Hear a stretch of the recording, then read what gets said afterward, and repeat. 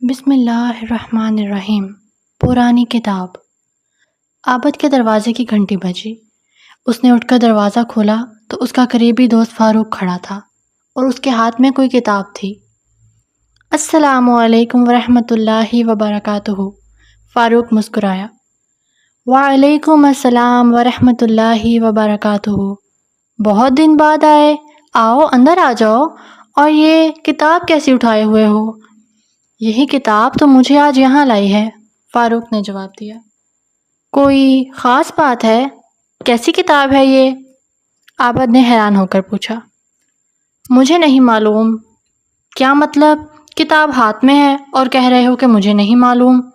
ہاں یہی بات ہے، لو تم بھی دیکھ لو۔ پہلے اندر تو آ جاؤ، عابد نے کہا اور اسے ڈرائنگ روم میں لے آیا۔ اب دونوں آمنے سامنے بیٹھ گئے۔ عابد نے کتاب فاروق کے ہاتھ سے لی۔ کتاب کافی پرانی اور بوسیدہ تھی۔ پرانی ہونے کی وجہ سے اس کا رنگ زرد پڑ چکا تھا۔ اس کے پہلے صفحے پر جو لکھا تھا وہ عابد نہ پڑھ سکا۔ وہ الفاظ نہ تو اردو کے تھے، نہ انگریزی کے، نہ فارسی کے اور نہ ہی سنسکرت کے۔ غرض وہ کسی ایسے زبان کے الفاظ تھے جو اس نے اس سے پہلے کبھی نہیں دیکھے تھے۔ اس نے کتاب کو الٹ پلٹ کر دیکھا۔ اندر بھی وہی زبان نظر آئی۔ یہ کون سی زبان ہے؟ پتہ نہیں۔ تمہیں یہ کتاب کہاں سے ملی؟ دادا جان کی کتابوں کی الماری میں سے۔ دراصل جب سے دادا جان فوت ہوئے ہیں ہم نے ان کی چیزوں کو نہیں چھیڑا۔ آج گھر والوں نے پروگرام بنایا کہ کیوں نہ ان کے کمرے اور کمرے کی چیزوں کی صفائی کر دی جائے۔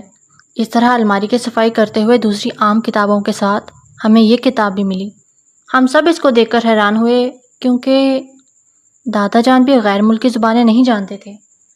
پھر یہ کتاب ان کی الماری میں کیوں موجود تھی ہم کوئی فیصلہ نہیں کر پائے، اور میں یہ کتاب تمہارے پاس لے آیا۔ میں نے سوچا تمہیں لے کر سر اشفاق صاحب کے پاس چلتے ہیں، شاید وہ اس زبان کے بارے میں بتا سکیں۔ چلو ٹھیک ہے، چائے پینے کے بعد چلتے ہیں۔ چائے وغیرہ سے فارغ ہو کے دونوں سر اشفاق صاحب کے پاس پہنچے۔ دونوں کا شمار کیونکہ اچھے اور سمجھدار طالب علموں میں ہوتا تھا، اس لیے استاد ان کی عزت کرتے تھے۔ اشفاق صاحب نے خوش ہو کر ان کا استقبال کیا، پھر خود ہی ان کی نظر کتاب پہ پڑ گئی۔ یہ کتاب کیسی ہے بھائی؟ بہت پرانی لگتی ہے۔ جی ہاں، اسی سلسلے میں آئے ہیں ہم۔ اوہو، وہ بولے۔ فاروق نے کتاب اشفاق صاحب کے سامنے رکھ دی۔ وہ اس کو الٹ پلٹ کر دیکھنے لگے، پھر بولے، نہیں بھائی، میں اس زبان سے واقف نہیں ہوں، نہ جانے یہ کون سی زبان ہے، لیکن اب تو میں بھی الجھ گیا ہوں کہ اس کتاب میں آخر ہے کیا، لہٰذا اب اس کا ایک ہی حل ہے۔ وہ کیا سر؟ میرے ایک دوست ہیں، کئی غیر ملکی زبانوں کے ماہر ہیں، اس زبان کے بارے میں یہاں بس وہی بتا سکتے ہیں، تو کیا خیال ہے چلیں ان کے پاس؟ اگر آپ کو زحمت نہ ہو تو، ورنہ نہیں۔ ارے نہیں، اس میں زحمت کی کیا بات ہے، آئیں چلتے ہیں۔ اب وہ غیر ملکی زبانوں کے ماہر دوست کے پاس پہنچے۔ ان کا نام اکرم خان تھا۔ اکرم خان بہت گرم جوشی سے ملے، محبت سے انہیں ڈرائنگ روم میں بٹھایا۔ ڈرائنگ روم میں کتابوں کی بڑی الماری موجود تھی۔ اکرم صاحب، ہم آپ سے اس کتاب کے بارے میں پوچھنے آئے ہیں۔ میں نے اپنے شاگردوں کو بتایا کہ اس شہر میں آپ سے بڑا غیر ملکی زبانوں کا ماہر کوئی نہیں ہو سکتا۔ استاد صاحب نے کہا، یہ سب اللہ کی مہربانی ہے، اس دنیا میں ایک سے بڑھ کر ایک موجود ہیں۔ چلے لائیے، مجھے کتاب دکھائیے۔ انہوں نے کتاب کی ورق گردانی کی، پھر بولے، میں یہ زبان جانتا ہوں۔ تو آپ جانتے ہیں یہ کون سی زبان ہے؟ ہاں، کیوں نہیں، یہ عبرانی زبان ہے۔ اور آپ کو کل کتنی زبانیں آتی ہیں؟ فاروق نے پوچھا۔ کم از کم 10 زبانوں کا ماہر ہوں، انہوں نے جواب دیا۔ یہ کتاب کس موضوع پر ہے؟ اشفاق صاحب نے سوال کیا۔ ابھی بتاتا ہوں۔ انہوں نے اس کتاب کو پڑھنا شروع کیا، پھر بولے، اس کتاب میں انبیاء کرام کے تذکرے ہیں۔ کتاب شروع سے پھٹی ہوئی ہے اور اس میں سب سے پہلے سیدنا ادریس علیہ السلام کا تذکرہ ہے۔ اگر آپ سب پسند کریں تو میں یہ تذکرہ آپ لوگوں کو سنا سکتا ہوں۔ میرا خیال ہے اس سے اچھی تو اور کوئی بات ہو ہی نہیں سکتی، کیوں بچوں؟ اشفاق صاحب نے بچوں کی طرف دیکھ کر پوچھا۔ جی ہاں بالکل، دونوں نے ایک ساتھ جواب دیا۔ تو پھر سنیے، اس میں لکھا ہے کہ سیدنا ادریس علیہ السلام مصر کے شہر منف میں پیدا ہوئے۔ لوگ انہیں ہرمس الحرامسہ کہتے تھے۔ یہ سریانی زبان کا لفظ ہے۔ اس کا مطلب ہے تجربہ کار اور مضبوط رائے رکھنے والا۔ بعض علماء کا خیال ہے کہ آپ بابل شہر میں پیدا ہوئے، پھر ہجرت کر کے مصر چلے گئے۔ سیدنا ادریس علیہ السلام کا حلیہ مبارک اس طرح تھا: گندمی رنگ، مناسب قد و قامت، خوبصورت چہرہ، گھنی داڑھی، مضبوط بازو، چوڑے موڈھے، مضبوط ہڈی والے، گفتگو باوقار، خاموشی پسند، سنجیدہ اور متعین، چلتے ہوئے نظر نیچی رکھنے والے، اور غور و خوض کے عادی تھے۔ حسب نسب بتانے کے ماہرین کا کہنا ہے کہ سیدنا ادریس علیہ السلام کا سلسلہ نسب نبی اکرم صلی اللہ علیہ وآلہ وسلم کے سلسلہ نسب میں شامل ہے۔ سیدنا آدم علیہ السلام اور سیدنا شیس علیہ السلام کے بعد انہیں نبوت ملی تھی۔ سیدنا آدم علیہ السلام کا بیٹا قابیل، جو اپنے بھائی حابیل کو قتل کرنے کے بعد والدین کو چھوڑ کر کسی اور جگہ چلا گیا تھا، اس نے وہاں جا کر فساد اور ظلم و زیادتی شروع کی، حتیٰ کہ ایمان والوں کو بھی ستانا شروع کر دیا۔ ابلیس نے جب ان کی یہ حالت دیکھی تو اس نے اس موقع کو غنیمت جانا اور انسانی بھیس میں قابیل کی قوم کے ایک شخص کا غلام بن کر رہنے لگا۔ اس نے ایک بانسری کی شکل کی چیز ایجاد کی اور اس کو بجانے لگا۔ لوگ اس کی آواز پر لٹو ہو گئے اور اس کے گرد بھیڑ لگا کر سننے لگے۔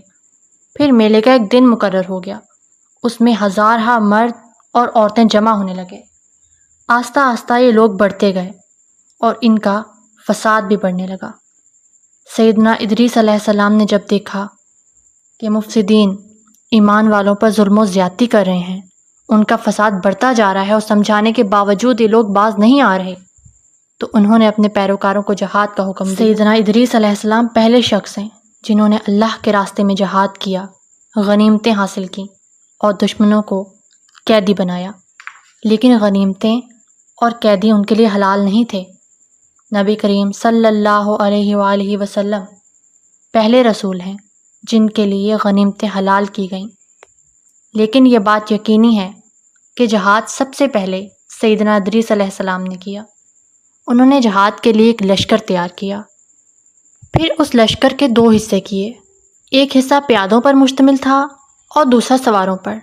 چنانچہ بھرپور تیاری کے بعد سیدنا ادریس علیہ السلام نے قابیل کی قوم پر چڑھائی کر دی۔ حق و باطل کے درمیان زبردست مارکے ہوئے۔ آخرکار سیدنا ادریس علیہ السلام نے انہیں گھٹنے ٹیکنے پر مجبور کر دیا، ان کا بہت سا ساز و سامان لوٹ لیا اور لوگوں کو قیدی بنا لیا۔ قرآن کریم میں آپ کا نام 2 جگہ آیا ہے۔ ارشاد باری تعالیٰ ہے: اور اے نبی صلی اللہ علیہ وآلہ وسلم، اسماعیل، ادریس اور ذوالکفل کا ذکر کیجیے، یہ سب صابر لوگ تھے، ہم نے انہیں اپنی رحمت میں داخل فرمایا، بلا شبہ یہ نیک لوگ تھے۔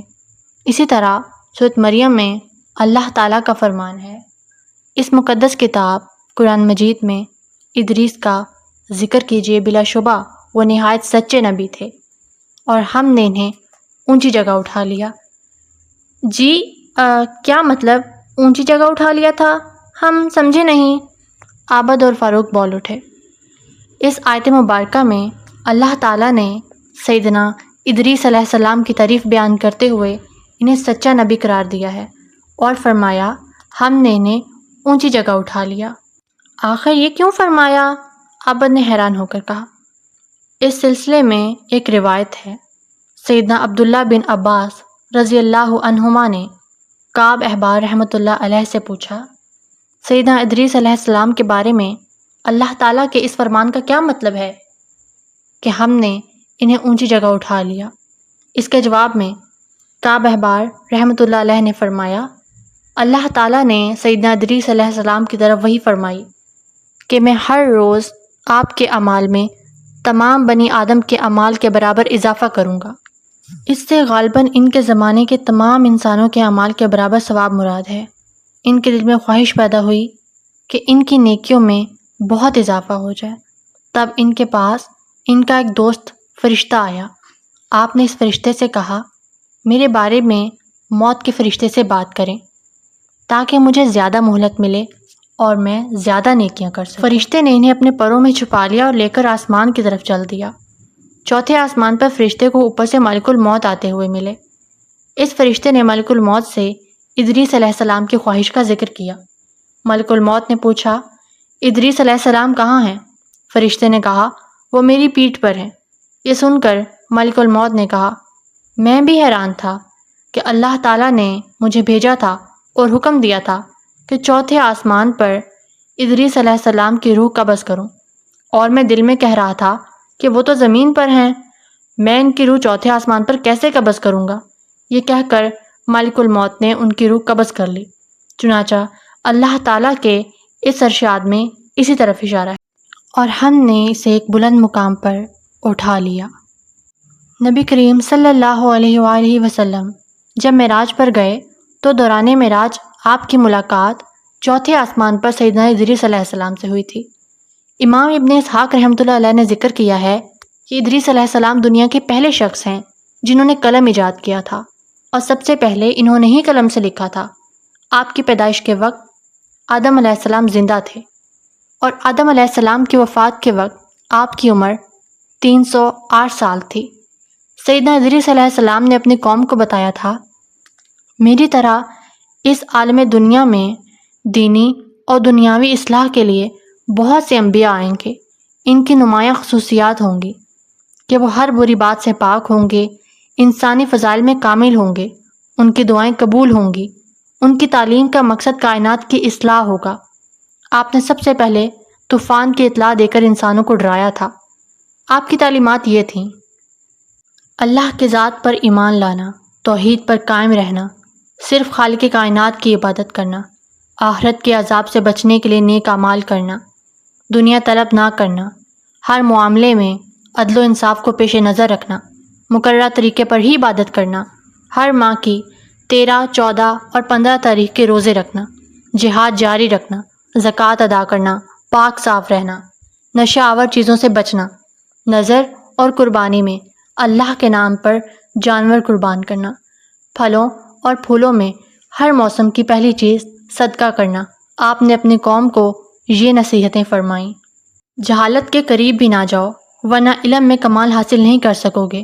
اللہ کی یاد اور نیک عمل کے لیے اخلاص ضروری ہے۔ جھوٹی قسمیں نہ کھاؤ، نہ دوسروں کو قسمیں کھانے پر آمادہ کرو، اپنے بڑوں کا ادب کرو، اللہ کی تعریف میں ہر وقت زبان کو تر رکھو، دوسروں کو عیش و آرام میں دے کر حسد نہ کرو۔ اللہ تعالیٰ کی نعمتوں کا شکر انسان کی طاقت سے باہر ہے۔ جو زندگی کی ضروریات سے زیادہ طلب کرتا ہے وہ کبھی قناعت نہیں کر سکتا۔ اکرم خان صاحب قصہ سنا رہے تھے، جبکہ عابد اور فاروق ٹکٹکی باندھے ان کے چہرے کی طرف دیکھ رہے تھے۔ پھر اکرم صاحب ان کی طرف متوجہ ہوئے اور کتاب عابد کے سامنے رکھتے ہوئے بولے، اس کتاب میں سیدنا ادریس علیہ السلام کے بارے میں اتنا ہی لکھا ہے، یہ کتاب آپ اپنے پاس ہی رکھ لیں، ہمیں تو یہ پڑھنی ہی نہیں آتی۔ عابد نے کتاب اکرم صاحب کی طرف بڑھاتے ہوئے کہا، نہیں بیٹا، آپ سمجھدار ہیں، مختلف زبانوں پر دسترس حاصل کرنا آپ کے لیے ناممکن تو نہیں ہے۔ کوشش اور محنت سے ایک دن آپ بھی میری طرح مختلف زبانوں کو پڑھنے اور لکھنے کی صلاحیت حاصل کر سکتے ہیں، انشاءاللہ، عابد نے پرعزم لہجے میں جواب دیا۔